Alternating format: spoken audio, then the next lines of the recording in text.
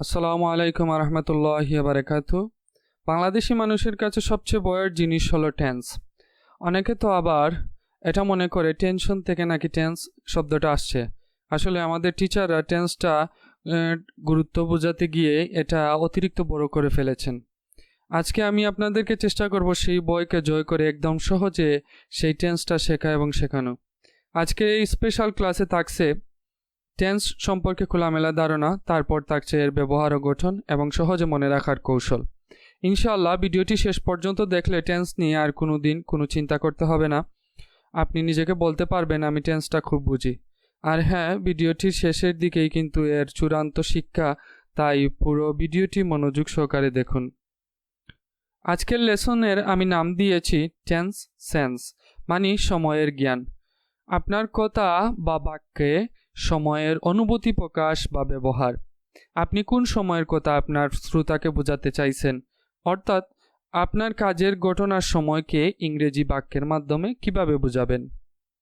চলুন আমরা দেখি টেন্স আসলে কি। এক কথায় উত্তর দিলে টেন্স মানে সময়, তাই টেন্সকে টাইম বলে আমরা ডাকতে পারি। 50% সমস্যার সমাধান এখানেই শেষ। গ্রামারের ভাষায় এই টাইম কাকে বলে? টাইম হলো ভার্বের রূপ, যা সাধারণত আপনি অতীত, বর্তমান না ভবিষ্যৎ সময় নিয়ে কথা বলছেন তা নির্দেশ করে। সাবধান, এটাকে আবার মুখস্থ করতে বসে গেছেন নাকি? এই ভুল করবেন না, বিষয়টি অনুভব করেন। আমি আমার শিক্ষার্থীদের বলি, মনের অনুভূতি দিয়ে শিখলে তবেই তোমার মনে থাকবে। বুঝে পড়েন, ঠিক আছে? কিছু উদাহরণ দিয়ে আমরা বোঝার চেষ্টা করি। আমি খেলছি, আমি খেলতাম, আমি খেলবো। তিনটি বাক্যের পরিবর্তনগুলোর দিকে খেয়াল করো। এখানে খেলা যে ভার্ব বা কাজটি আছে তা তিনটি রূপ দেখতে পারছো, যার প্রথম রূপ খেলছি, মানে বর্তমানে এখন আমি খেলা করছি। দ্বিতীয় রূপটি হলো খেলতাম, যা অতীতকালে আমি খেলাধুলা করতাম বোঝাচ্ছে। তৃতীয় রূপটি হলো খেলবো, মানে ভবিষ্যতে কোনো এক সময় আমি খেলবো। এই যে খেলার কথা আমাদের চাহিদা অনুযায়ী বিভিন্ন সময় প্রকাশ করতে পারছি, এটাই টেন্স সেন্স। মানে কোন সময় আপনি কাজ সংগঠিত করছেন, এটা বাক্যের ভার্ব দ্বারা বুঝিয়ে দিতে হবে। আর এই তো আপনার টেন্সের কাজ শেষ। কত সহজ, তাই না? তাহলে আমরা বুঝলাম যে সময় তিন ধরনের: অতীত মানে পাস্ট, বর্তমান মানে প্রেজেন্ট এবং ভবিষ্যৎ মানে ফিউচার। কাজের সময়কে আরো স্পষ্ট করে বোঝাবার জন্য প্রত্যেক প্রকার সময় বা টেন্সকে আবার 4 ভাগে ভাগ করা যায়। টাইমের ধারণা থেকে তো তোমরা আগেই পেলে ইয়েস্টারডে গতকালকের ঘটনা, পাস্ট টেন্স আজকের ঘটনা প্রেজেন্ট টেন্স এবং আগামীকালকের ঘটনা ফিউচার টেন্স। তো বর্তমানের ঘটনার মধ্যে সাধারণ বর্তমান, যেমন আমি খেলি, সেটা প্রেজেন্ট সিম্পল। বর্তমানে চলমান কাজ হলো প্রেজেন্ট কন্টিনিউয়াস, যেমন আমি খেলতেছি। কাজটি এইমাত্র শেষ করেছি এমন হলে প্রেজেন্ট পারফেক্ট হয়, যেমন আমি খেলেছি। এবং পূর্বের খেলা শুরু হয়ে এখনও খেলতেছি, সেটা প্রেজেন্ট পারফেক্ট কন্টিনিউয়াস, যেমন আমি সকাল থেকে খেলতেছি। এভাবে past simple, past continuous, past perfect continuous, future simple, future continuous, future perfect and future perfect continuous. বিভিন্ন সময়ের ধরন অনুসারে টেন্সকে ভাগ করা হয়েছে। তবে আজকে আমরা প্রয়োজনীয় 6টি টাইম নিয়ে কথা বলবো, বাকিগুলো পরের ভিডিওতে। সেগুলো হলো present simple, past simple, future simple, present continuous, past continuous এবং প্রেজেন্ট পারফেক্ট আজকের আলোচ্য বিষয়। চলুন আগে এদের সম্পর্কে আর একটু বিস্তারিত জানি, তারপর আলোচনা করব এবং এর ব্যবহার ও গঠন দেখব। প্রেজেন্ট সিম্পল বর্তমানের সময়ে কোনো কাজ করা অভ্যাস বা চিরন্তন সত্য বোঝালে প্রেজেন্ট সিম্পল হয়। পাস্ট সিম্পল অতীতে কোনো কাজ করা হয়েছিল বোঝালে পাস্ট সিম্পল হয়। ফিউচার সিম্পল কোনো কাজ ভবিষ্যতে সংঘটিত হবে বোঝালে ফিউচার সিম্পল হয়। প্রেজেন্ট কন্টিনিউয়াস বর্তমান সময়ে কোনো কাজ চলছে বোঝালে প্রেজেন্ট কন্টিনিউয়াস হয়। পাস্ট কন্টিনিউয়াস কোনো কাজ অতীতে কিছু সময় ধরে চলছিল বোঝালে পাস্ট কন্টিনিউয়াস হয়। প্রেজেন্ট পারফেক্ট কোনো কাজ এইমাত্র শেষ হয়েছে কিন্তু তার ফল এখনো বর্তমান, এরূপ বোঝালে প্রেজেন্ট পারফেক্ট হয়।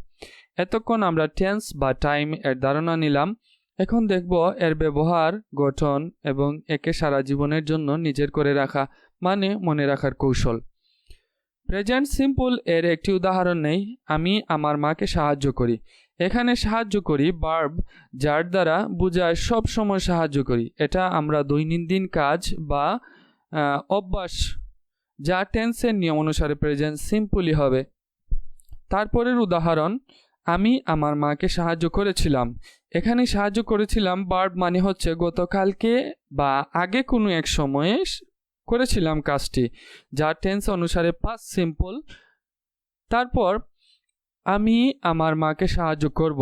এখানে কাজটি সময় বলছে ভবিষ্যতে করব, যা ফিউচার সিম্পল হবে। তারপর প্রেজেন্ট কন্টিনিউয়াস মানে বর্তমান চলমান ঘটনা। উদাহরণ দেখো, আমি আমার মাকে সাহায্য করছি মানে বর্তমানে আমি কাজটি করতে আছি। এখন দেখো, আমি আমার মাকে সাহায্য করতেছিলাম মানে অতীতে কোনো ঘটনা বর্ণনা করতে আমরা বোঝাচ্ছি সাহায্য করতেছিলাম।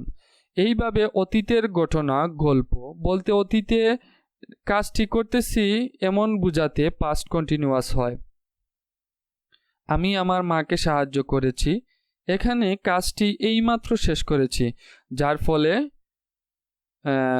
যার ফল বা রেশ এখনো রয়ে গেছে, সেক্ষেত্রে প্রেজেন্ট পারফেক্টই হবে।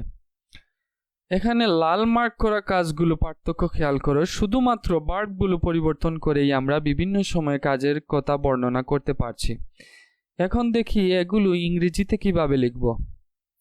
প্রেজেন্ট সিম্পল যা ভার্বের প্রেজেন্ট ফর্মে লিখতে হবে। প্রথমে সাবজেক্ট লিখলাম আমি, আই। পরে লিখব ভার্ব সাহায্য করা, যার ইংরেজি হেল্প। তারপর আমার মা, মাই মাদার। এখানে ভার্বের মূল ফর্ম এ আমরা সাধারণভাবে বাক্য গঠন করেছি, I help my mother. Past simple. এই বাক্য গঠনে একটি খেয়াল করো, যেখানে আমরা ব্যবহার করব ভার্বের পাস্ট ফর্ম। হেল্পকে আমরা হেল্পড, যার অর্থ সাহায্য করেছিলাম। এটা তোমরা ফর্মস অফ ভার্বের লিস্টে নিশ্চয়ই মুখস্থ করে রেখেছ। আই হেল্পড মাই মাদার, যেখানে হেল্প থেকে হেল্পড লিখার কারণে অর্থের পরিবর্তন হয়ে দাঁড়ালো আমি আমার মাকে সাহায্য করেছিলাম। Future simple. এখানে একটু খেয়াল করো, এখানে ভার্বের মূল ফর্মের আগে উইল ব্যবহার করা হয়েছে। এখানে যদি উইল ব্যবহার করা না হতো তাহলে তো এটা বর্তমানের মতো হয়ে যেত। তাই ভবিষ্যতে বোঝানোর জন্য আমরা ভার্বের আগে সব সময় উইল ব্যবহার করব, যাকে আমরা অক্সিলারি ভার্ব বলি, মানে সাহায্যকারী ভার্ব, যা ভার্বকে নতুন নতুন রূপে প্রকাশ করতে সাহায্য করে। অতএব I will help my mother, যার অর্থ মাকে সাহায্য করব। এখানে শিখলাম সাধারণত ভবিষ্যৎ বোঝাতে হলে উইল দিয়ে তারপর ভার্ব লিখব, যেমন খাবো উইল ইট, যাব উইল গো। তারপর প্রেজেন্ট কন্টিনিউয়াস। এখানেও দেখো বাক্য গঠনে আমরা অক্সিলারি ভার্ব ব্যবহার করেছি, এম অথবা ইজ অথবা আর। এখানে পার্সন বা ব্যক্তি ভেদে আলাদা আলাদা অক্সিলারি ভার্ব বসে, যেমন I am, he's, you are. তারপর যেহেতু চলমান ঘটনা, তাহলে ভার্বের সাথে আইএনজি ফর্ম বসবে। এটাকে আমরা নির্বাচনের স্লোগানের মতো বলতে পারি, কন্টিনিউয়াস যেখানে আইএনজি সেখানে, মানে প্রেজেন্ট, পাস্ট, ফিউচার এবং সকল পারফেক্ট কন্টিনিউয়াস। যেখানে কন্টিনিউয়াস যে দেখব সেখানেই আইএনজি ব্যবহার করব। আচ্ছা, তাহলে প্রেজেন্ট কন্টিনিউয়াসে প্রথমে সাবজেক্ট আই, তারপর অক্সিলারি ভার্ব এম নিলাম, তারপর ভার্বের সাথে আইএনজি ফর্ম হেল্পিং লিখলাম। অর্থ দাঁড়ালো মাকে সাহায্য করতেছি। এরূপ বুঝাতে আমরা সব সময় এম অথবা ইজ অথবা আর লিখে ভার্বে আইএনজি দিলেই প্রেজেন্ট কন্টিনিউয়াস বা বর্তমানে চলমান বোঝানো হয়ে গেল। একইভাবে অতীতের চলমান বা পাস্ট কন্টিনিউয়াস বোঝাতে সাহায্যকারী ভার্ব হিসাবে আমরা ওয়াজ ওয়ার নিব। তারপর কন্টিনিউয়াস যেহেতু ভার্ব আইএনজি হবে, অর্থাৎ I was helping my mother. এখানে ওয়াজ হেল্পিং হচ্ছে আসল কাজ, অর্থ সাহায্য করতেছিলাম। প্রেজেন্ট পারফেক্ট আমরা অক্সিলারি ভার্ব দেখছি হ্যাভ অথবা has.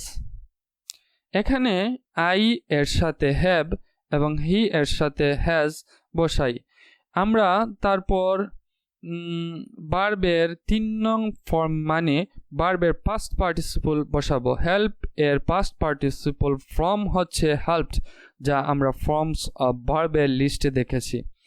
I have helped my mother, আমি আমার মাকে সাহায্য করেছি। আমরা লাল মার্ক করা ভার্বগুলোকে খেয়াল করি, বিভিন্ন সময়ে একে আমরা বিভিন্ন রূপে সাজিয়েছি, কখনো অক্সিলারি ভার্ব দিয়ে, আবার কখনো নিজেকে পরিবর্তন করে। এখানে মূল ভার্ব দ্বারা গঠিত বাক্যে থাকলে আমরা বুঝবো এটা প্রেজেন্ট সিম্পল। মূল ভার্ব যদি থাকে পাস্ট ফর্ম তখন এটা বুঝতে হবে পাস্ট সিম্পল বা সাধারণ অতীতে আছে। মূল ভার্বের আগে যদি উইল ব্যবহার হয় তাহলে বুঝবো ভবিষ্যতের কথা বলা হয়েছে। এবং অক্সিলারি ভার্ব হিসাবে এম ইজ আর থাকলে এবং আইএনজি যুক্ত ভার্ব থাকলে বুঝতে হবে বর্তমানে চলমান মানে প্রেজেন্ট কন্টিনিউয়াস হবে। আর অক্সিলারি ভার্বে ওয়াজ ওয়ার থাকলে এবং আইএনজি যুক্ত ভার্ব থাকলে তাহলে এটা হবে পাস্ট কন্টিনিউয়াস। প্রেজেন্ট পারফেক্টটা দেখো অক্সিলারি ভার্ব হিসাবে এখানে হ্যাভ হ্যাজ এবং ভার্ব এর পাস্ট পার্টিসিপল হিসাবে ব্যবহার করা হয়েছে। সাহায্যকারী ভার্বগুলো বেশি করে খেয়াল রাখো আর বেশি করে প্র্যাকটিস করতে থাকো। এই টেন্স দিয়েই তো আপনাকে ইংরেজি কথা বলা, পড়া এবং লেখার কাজ করতে হবে। এটাকে সহজভাবে নাও আর কাজে লাগাও। আজকে আমরা শিখলাম কথার প্রয়োজনে আমরা বিভিন্ন সময়কে কথা বাক্যে ব্যবহার করতে হয়। এর জন্য বাক্যের ব্যবহারের বিভিন্ন রূপের পরিবর্তন করে আমরা আমাদের সঠিক মনের ভাব প্রকাশ করতে পারি। ফর্মস অফ ভার্বের ধারণা আয়ত্ত করতে পারলে ইনশাল্লাহ টেন্সে আমাদের আর কোনো সমস্যা থাকবে না। এর উপর আরও অ্যাডভান্স লেভেলের ক্লাস থাকবে, পার্ট 2 পার্ট 3 থাকবে। ধন্যবাদ সবাইকে। আল্লাহ হাফিজ। আসসালামু আলাইকুম রহমতুল্লাহি আবার বারাকাতুহু।